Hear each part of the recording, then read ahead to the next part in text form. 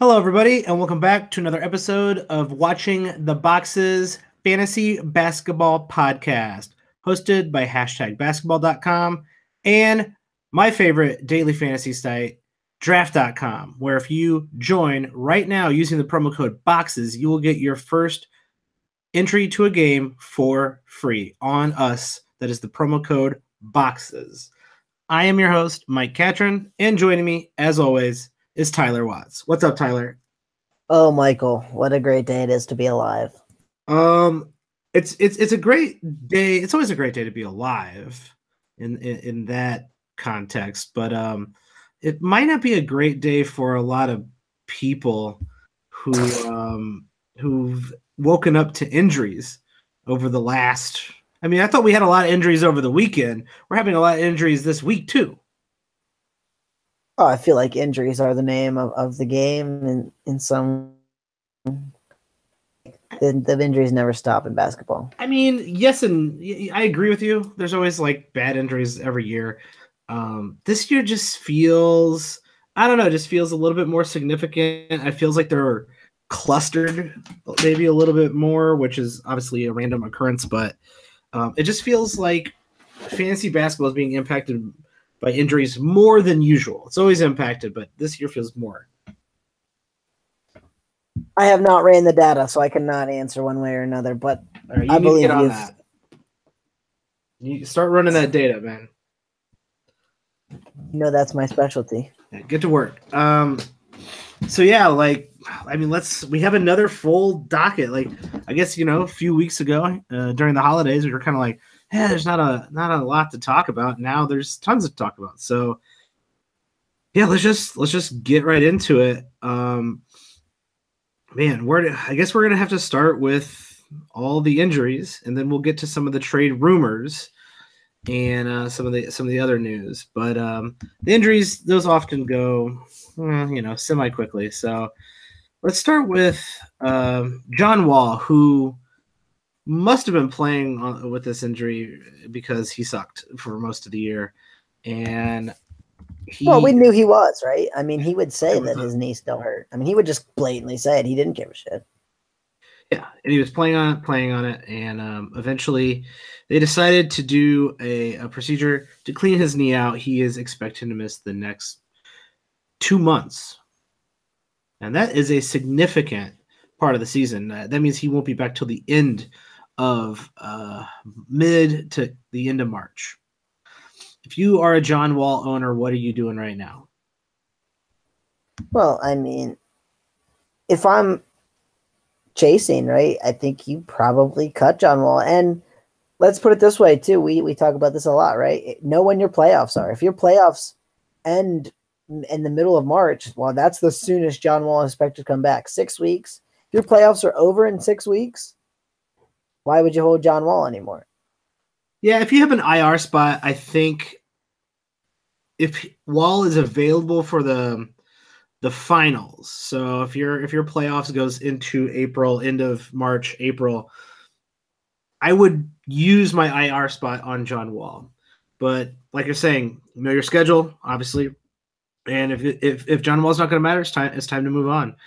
And if you're not going to make the playoffs right now, and you don't have any room in your R spot, might be time to drop John Wall real quick.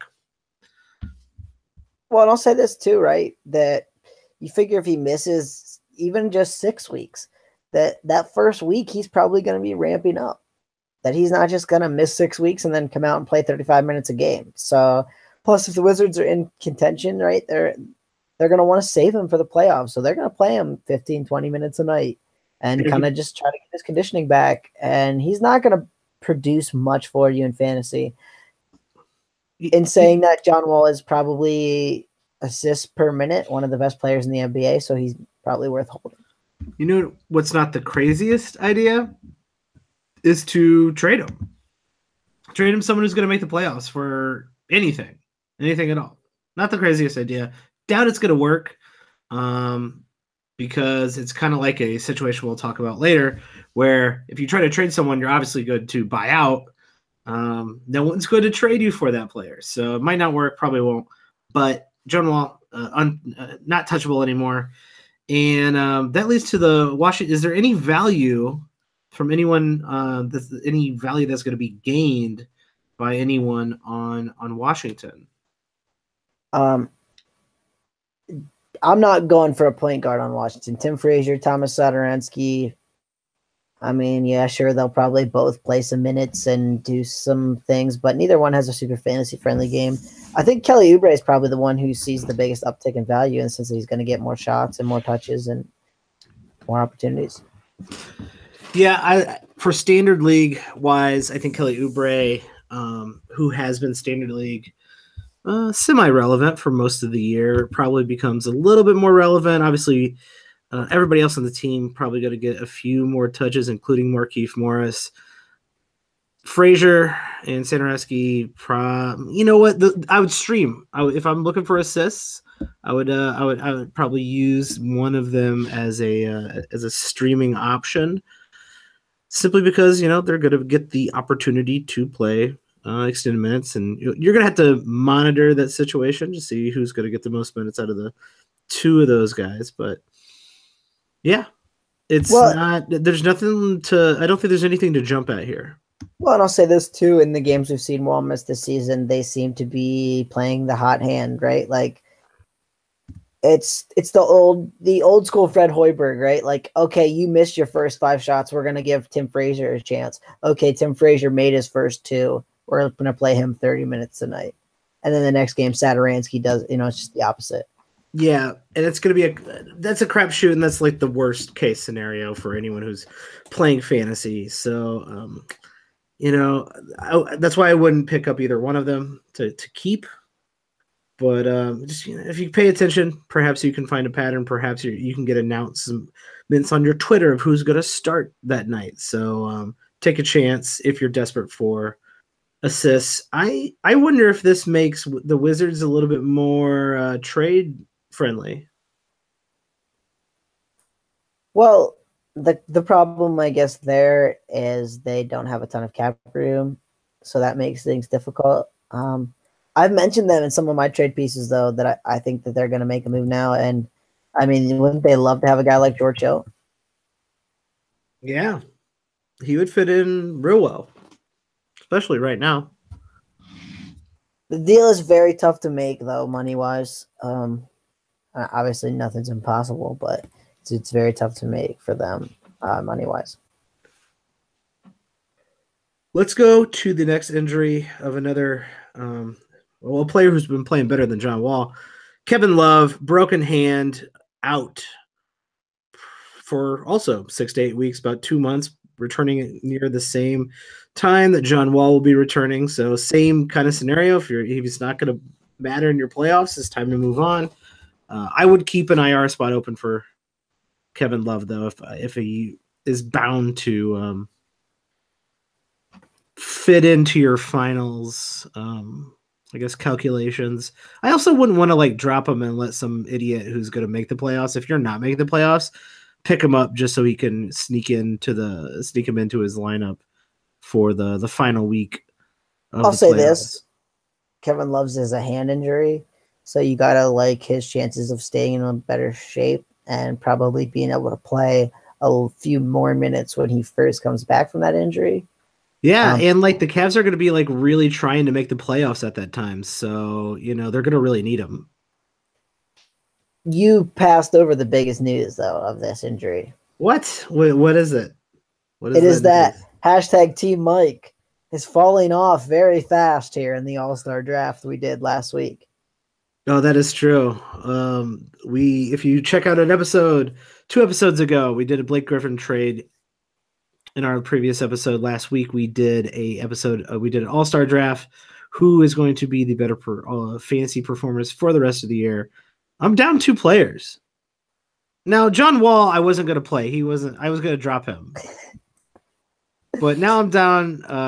Kevin Love, they were my last 2 picks. So you know what? I'm going to have to say, in the interest of fairness, you should drop your last 2 picks as well. Well, I already lost one of my players, so I mean, I lost Boogie Cousins, so That's true. Okay, we're all we're in business. John of, Wall and Love do about exactly what Boogie does in one game. of the 24 All-Stars, we're already down 3. How crazy is that? That's depressing. Which, well, maybe we should do once they're replaced a draft with the replacement stars. Well, I obviously get the first pick in that, right? Because Boogie No, Cousins I've was, lost 2 players. I get the first pick. but Boogie Cousins was one of my was like my third pick, second pick. Well, you should have thought of that before I lost 2 players. Oh, because you knew Boogie Cousins was gonna blow his Achilles. You should have picked a team where more people got injured. That's what you should have done. I think That's a rookie move. Obviously, when doing an all-star draft, you want to pick the team that's going to have the most injuries between the draft and the actual all-star game. have you seen the thing going around that Team LeBron is cursed? Ooh, I like that. I like that idea. Because I'm pretty sure all 3 of them are on Team LeBron. I believe you're right. I think that is true. Kevin Love, though,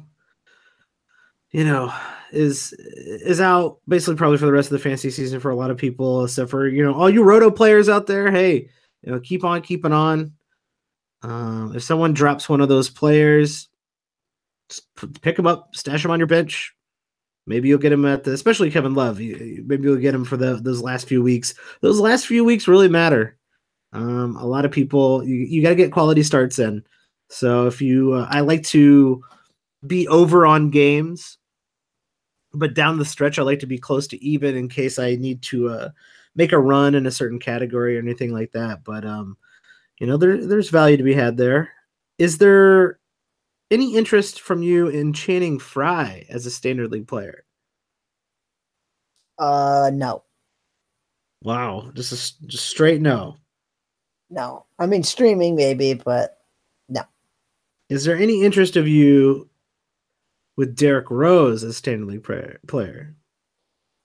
Definitely not. He's not even playing. God rest in peace, Derrick Rose. Well, and the whole thing So where sad. he just went to the bathroom in the middle of the fourth quarter and People gotta go to the bathroom. Yeah, but I mean, you couldn't hold it. I mean, how long is the fourth quarter gonna last? I can hold my bladder for like 3 hours, man. I don't know. I don't know how badly he had to go to the bathroom.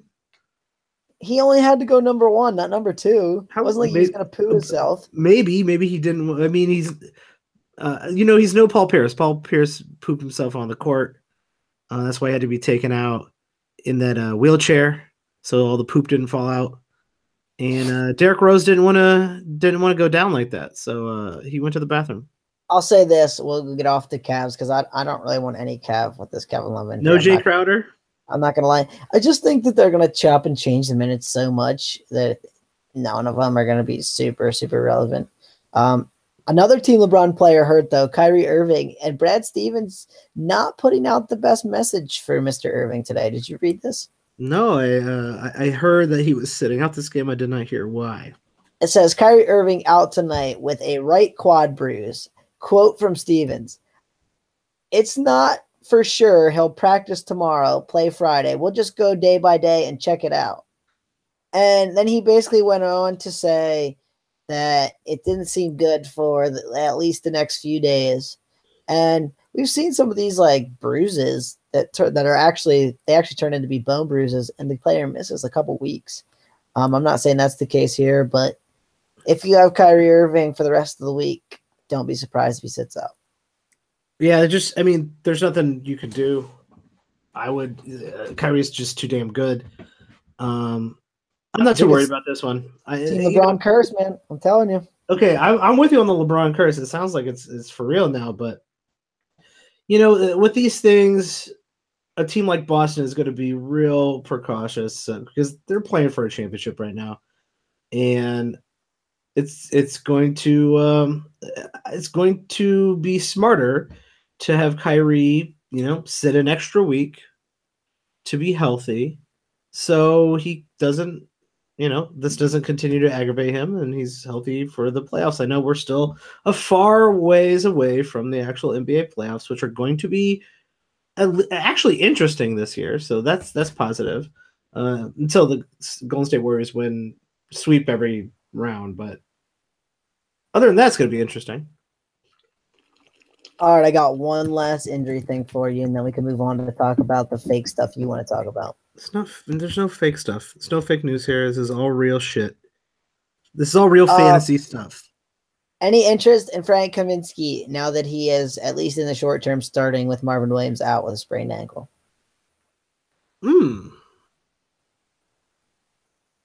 Yeah. I'm a little intrigued. Played 30 minutes tonight, got 10 shots up, had 11 points, 1 for 4 on 3-pointers, 3 rebounds, 2 assists, and a steal. Where's Cody Zeller at? Cody Zeller just got cleared for contact in practice. Probably will be back within the next week or so, I would guess. So it's really for Frank. It's only temporary. At least in the past, though, they have not loved playing Dwight Howard and Cody Zeller in the same lineups. No, they have not. Much to everyone's chagrin. Yeah, I'm a little bit interested in Frank. I don't know if I would pick him up in a standard league. I would stream him. The Cody Zeller coming back really kind of poo-poos that. I think they share minutes there, but 30 minutes out of Frank against Atlanta.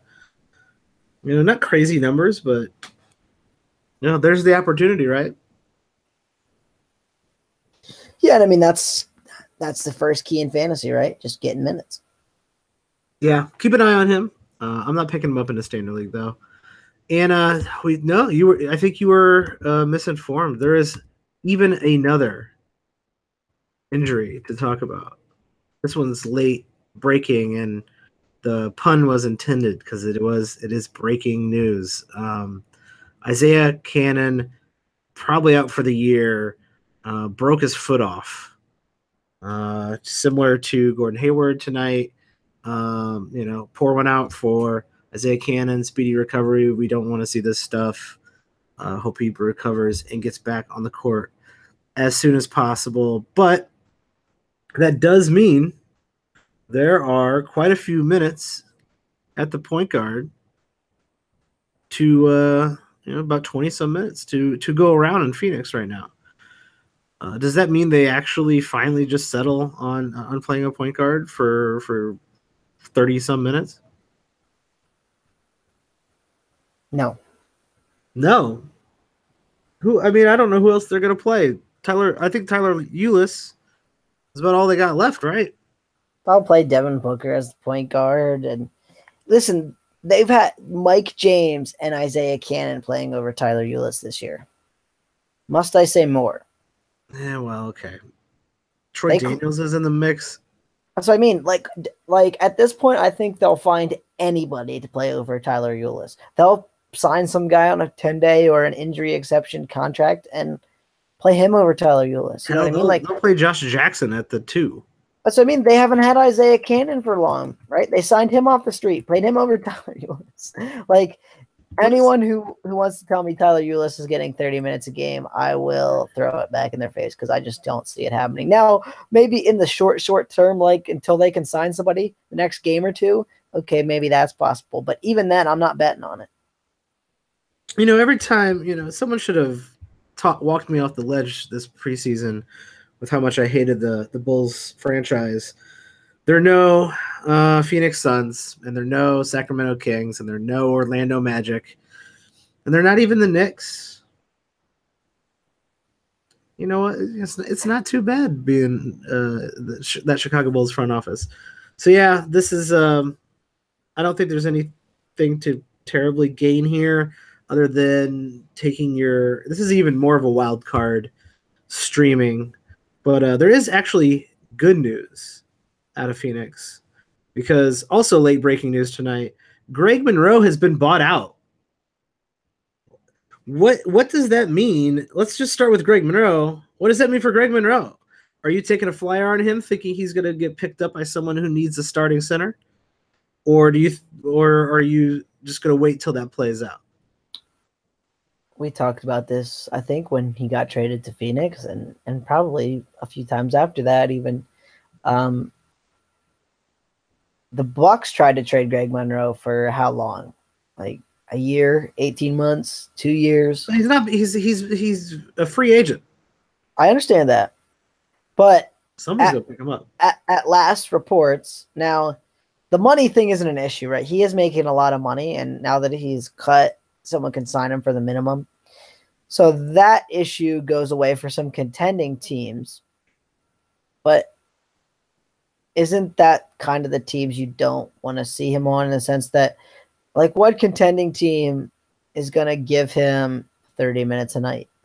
Maybe. The Now, Washington Wizards? Really, though, they clearly want to play small. They've got Jan Mahimi and Marcin Gortat as big men centers. They're not playing. Marcin Gortat sucks. Jan Mahimi sucks. What has Greg I mean, okay, Greg Monroe is good in the Greg Monroe cannot play defense. So I mean, he's good in the Enes Kanter category, right? Like, okay, he can score the ball if you need someone to score, but don't the Wizards have plenty of that? Not anymore. Not for the next 6 to 8 weeks. They don't have anyone who they have one less player who can score the ball. I'm gonna guess, and maybe the other team I was gonna say is maybe the Pelicans. If he signs with the Pelicans, he could fill some of that DeMarcus Cousins time. But I don't know that makes the Pelicans a better team, because he's not a good defender, like you said.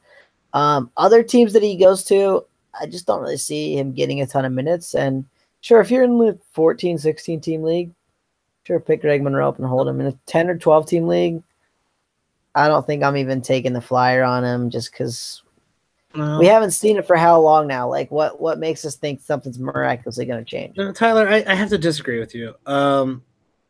When Greg Monroe went to Phoenix, our advice, at least my advice, I was excited.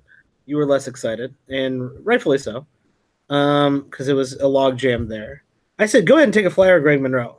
And then he played a handful of games, and he looked like a little bit old Greg Monroe. And then they decided to randomly bench him for weeks at a time and play one game, and then randomly bench him for another week, and then play one more game, like to remind people maybe that he exists. I don't know what they were doing there. Here's what I'll say. It didn't make any damn sense. But Greg Monroe, in limited minutes, is a standard league relevant player. And you hit the nail on the head there. That's, I mean, 22. If he gets 22 minutes, he can be standard league, on the fringes of standard league relevancy. But if I'm fighting for a playoff spot, right, which is the people I'm trying to give the advice to right now, I think, why pick this guy up and hold him for, maybe he doesn't sign for a week, maybe he doesn't sign for 2 weeks. I mean, we never know, right? Just because you got bought out doesn't mean you're going to sign tomorrow. Yeah, at this point in the fantasy season, picking someone up like Greg Monroe, waiting for him to appear, is a luxury only a few people have. Yeah, right. And it's not those who don't know if they're going to be in the playoffs.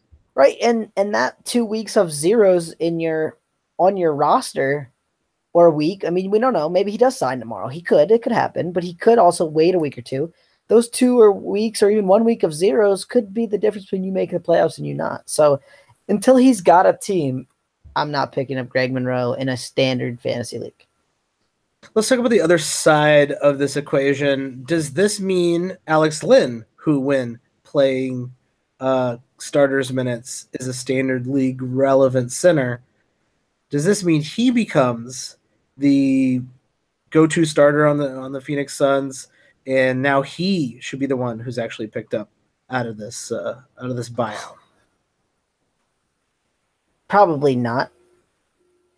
He's out tonight with an ankle injury, right? Correct? Believe so. So there's tick number one. We don't really know when he's going to come back.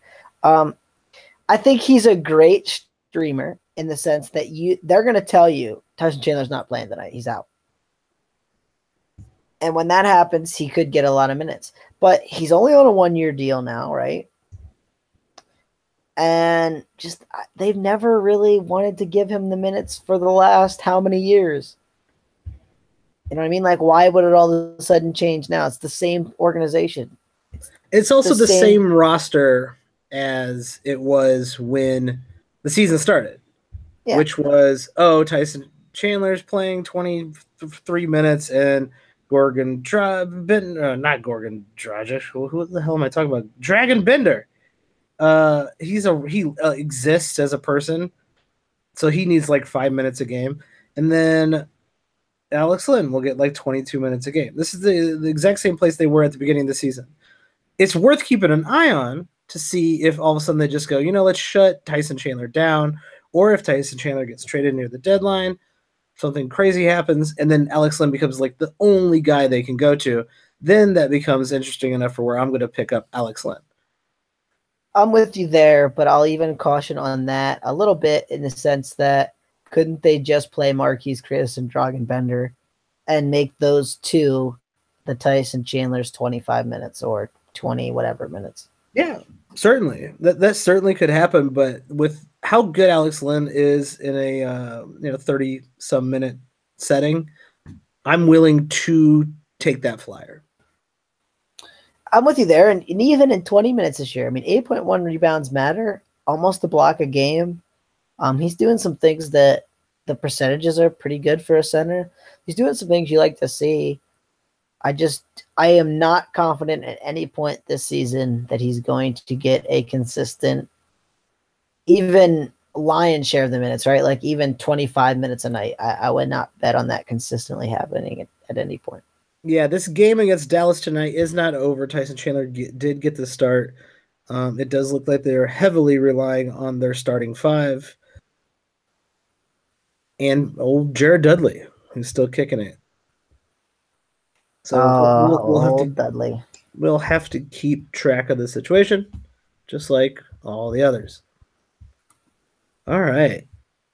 Let's talk about trades. Now there have not been any trades. We have less than a week. But apparently, only a week left. There's going to be a ton of trades in the next. I bet you over the weekend there's a lot of trades. 3 p.m. Eastern on Thursday the 8th. So we have less than a week. Well, probably less than a week when you're listening to this, I should say. Because you might be listening to this when it first comes out. And then maybe there's a little bit more than a week. So just be prepared. Monday, Tuesday, Wednesday, Thursday next week. We might be shooting out multiple podcasts. Maybe we'll just save all the trades for later in the night. You got to act quick. So get on Twitter, pay attention, do what you got to do. The rumor was that Nico Mirotic was about to go to the Pelicans and was, getting on a plane, couldn't wait to get out of Chicago. So Bobby Portis didn't punch him in the face again. And turns out the Pelicans did not want to guarantee Nico's second year, that $12.5 million. So the talks have stalled, but Nico Mirotic is not playing with the Chicago Bulls until the trade deadline because they are looking for a trade for Nico. So I actually wanted to talk about one, Nico to the Pelicans. That's a really good case scenario for Nico because that means he's going to be playing starters minutes instead of the under 30 that he's currently playing now. Oh, yeah. I mean, that would have been great for Nico. And I figured you'd be mad as a Bulls fan because they are taking on that extremely bad Omar Ashe contract. And is it me or can he just basically not play anymore? I don't know if he can walk. Though taking on a big contract and a first-round pick is kind of exactly what the Bulls need to be doing. So I'm not terribly mad about that because that contract with Omir, if people can remember that far back, happened was a poison pill contract that the Bulls did not sign, and Omir back on the Bulls is kind of funny in a weird way. So it's not the worst case scenario because if that first round draft pick turns into something really nice, I don't really care. Well, and you got to figure too that it's going to be a mid-round pick there. So that was one of the better case scenarios, right? If you're gonna trade to a contender and get a first round pick, you always want it to be one of the guys at the bottom, right, that are fighting for that last playoff spot because that's a much better pick. And then you know what? An extra Nico on the Pelicans, that doesn't mean the Pelicans aren't a lottery pick. They're trying for the playoffs, but they're not DeMarcus Cousins. I know they've gotten to the playoffs with just Anthony Davis before, but that could be a lottery pick. Well, the Kings got that last year from him, right? they were fighting for the playoffs and they traded for Boogie, and then it ended up being the 10th overall pick. So yeah, I mean, you're 100% right about that. You never know. But this does sound like there's a pretty high percentage chance that Nico will be out of the Bulls rotation. And I kind of wanted to ask you if that meant anything positive for the likes of one Bobby Portis, who should be taking a decent amount of Nico's minutes back. Well, let's first say this about Nico. You're looking at him probably sitting for the next week, in the sense that even if a trade goes through tomorrow, he's got to fly to the team, get a physical, yada, yada, yada. Like, it's usually a couple days before we see these guys play. So at the low end, you're looking at, him missing probably at least the next 2 or 3 days. So what? And, well, I mean, we talked about this earlier, right? This is another 0, could be in your lineup. Now, I'm not saying to drop him, but you got to have a contingency plan for the rest of this week, and don't expect to have Mirotić at all. Yeah, it does suck, but if you can't bear losing, or, I mean, I don't know. I feel like you can find some stuff on the waivers to hold you over and not take a huge L, but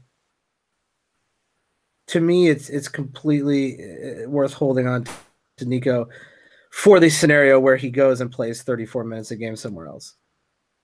As for Portis, he's always going to be a much better fantasy player than real life player. He's not a Roto League guy for me. He just has way too many nights where he shoots, like tonight, 4 for 15, like some horrendous percentage, because he's just chucking the ball at the basket. Yeah, never met a shot he didn't like, I'll tell you that.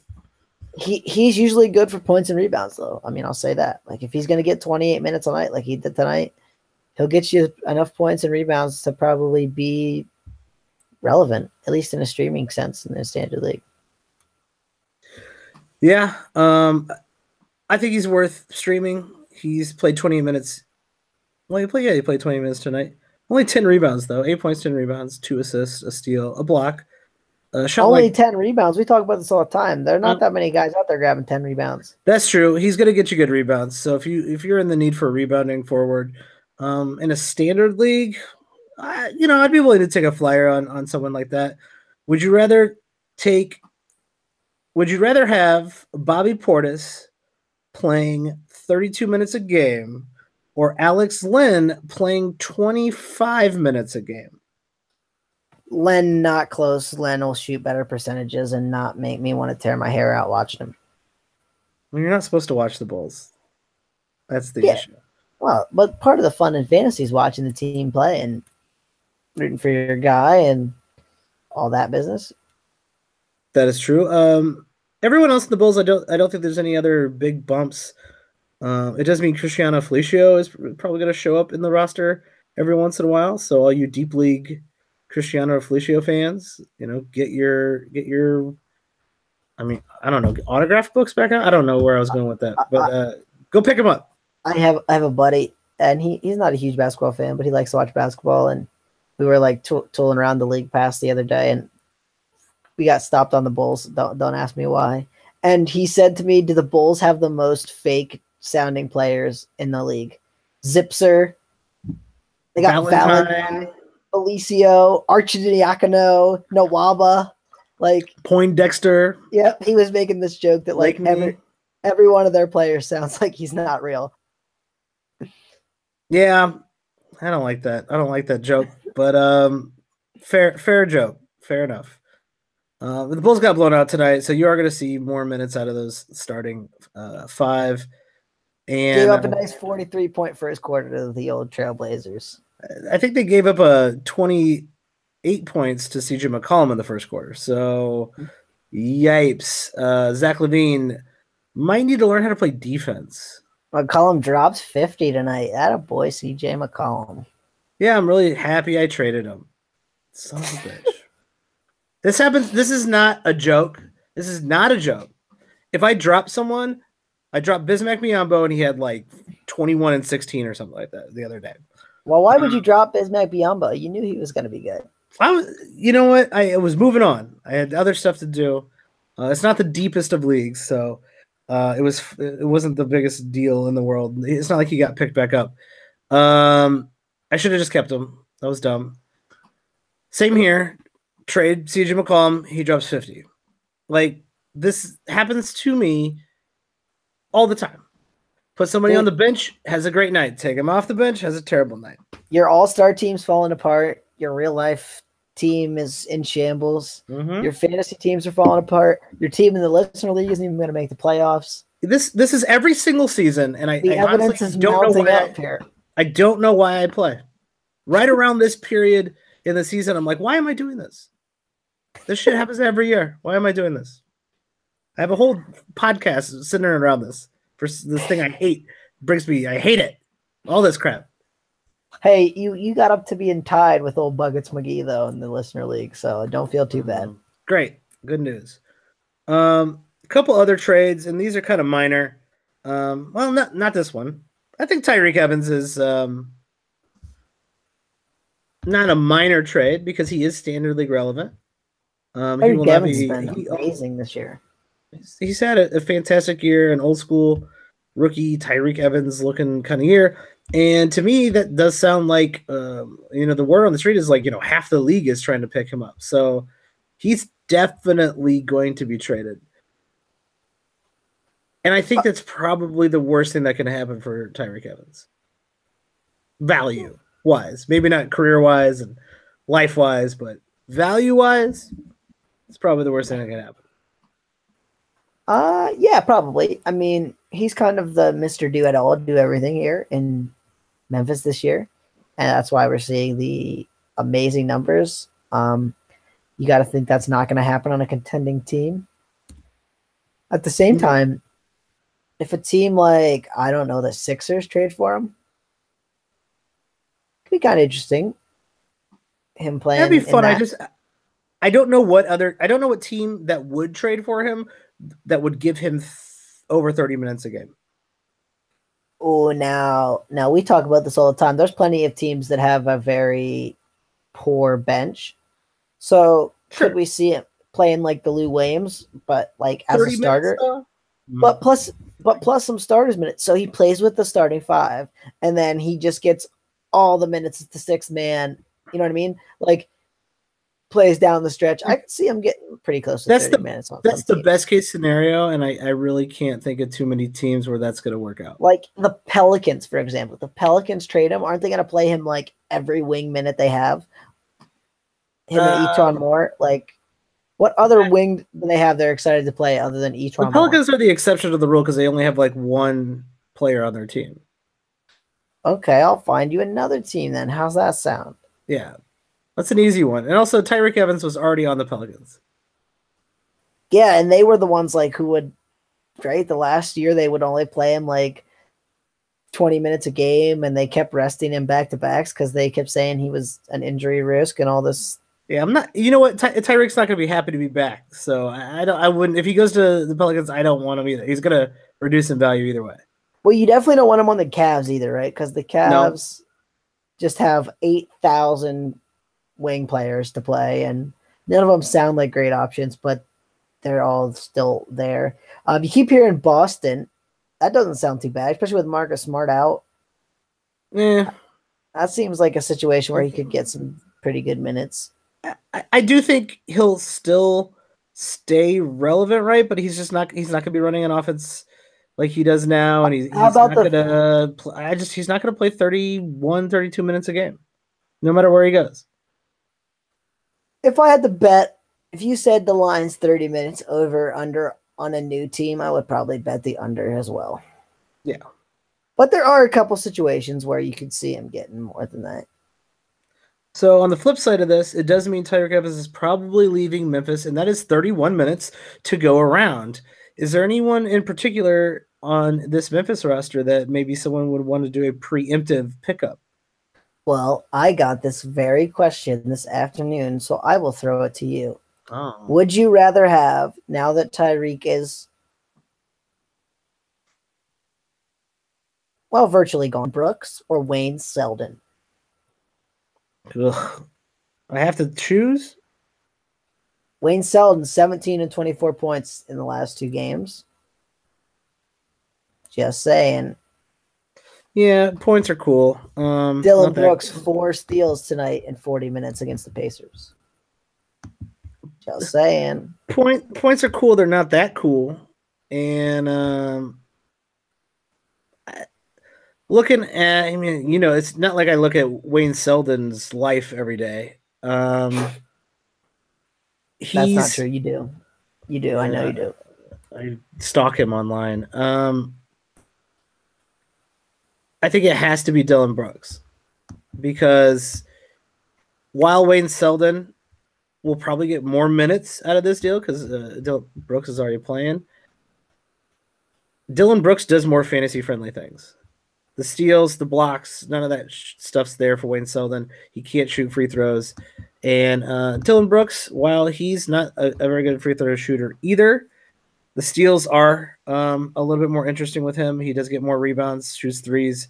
Across the board, he's just a little bit better. And so I would go with Brooks. I said the same thing, but I will couch it by saying this statement. If I need a home run play at the end of a matchup where I need 25 points from a guy who is not really, who's on the waiver wire, he had a 31-point game on January 20th in 27 minutes. He had a 13-point game in 14 minutes on January 15th, and he had 17 and 24 points the last 2 games. His production is very highs and lows, right? And so if you need a huge game, I would take Wayne Selden probably over Dylan Brooks, but that would probably be the only time I would ever do it. If all 3 of these players were getting 30 minutes, the 2 you mentioned, and Mario Chalmers, and you needed a decent points and assists night and steals, so between Chalmers, Brooks, and Selden, who are you picking up off the waiver? They're all going to get decent points, assists. Well, if it's steals, right? I mean, obviously Chalmers is real good at steals. If I need all 3 categories, I'm probably going Dylan Brooks. I feel pretty safe if he's getting 30 minutes at him getting like 12, 13 points, pretty close to a steal a game, and 2 or 3 assists. It's not sexy, but I feel like he's pretty safe, pretty consistent, whereas the other guys kind of all ride the roller coaster. If for some strange reason they give Mario Chalmers the starting point guard position, would you pick him up in a standard league? A standard league. I don't know. Has he not been the starting point guard since Mike Conley's been out? I don't think he's been starting. I'd have to go do some research on that. Nope, he has not been starting, but he has been playing over the last few weeks, only around 24 minutes a game. He was starting though, was hurt, and then they said they wanted to limit his minutes because they were worried about his Achilles or whatever that he had last year. Yeah, he started like the first 3 or 4 or 5 games when Mike Conley first. He has started this year, but over the last few months he has not. Yeah, I mean, I just don't think they want to play him huge minutes. Like if you said to me, Mario Chalmers gets 30 minutes the rest of the season, I'd factor crap. I'd say crap. Is factor crap? Is that a phrase? That's a board game. Factor crap. Yep. So you either choose to tell someone like it's like truth or dare. Either tell a truth or you go take a crap. There's like cards, and you read the statement, and then like the people have to put like guess if it's fact or crap, and then like you get points. Call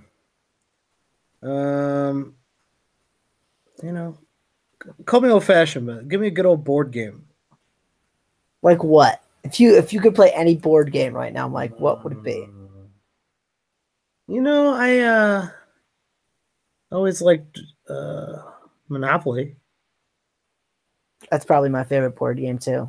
It's a little long, a little strategy in it. Settlers of Catan is always a good game. It's not really a traditional board game. It's not like I played it when I was a child. I never even heard of it, so I don't know what you. Settlers of Catan is very popular. And a shout out to any of the listeners out there. Feel free to tweet at me if you know Keys to the Kingdom, an old school, ridiculously sized board game with like multiple dimensions and worlds. Keys to the Kingdom, really cool board game when you are 10 or when you're in your 30s. Who cares? I thought you were going to go somewhere completely different for that. I'm not even going to ask. So, other than this, JJ Redick's back, everybody. If he's available, pick him up, obviously.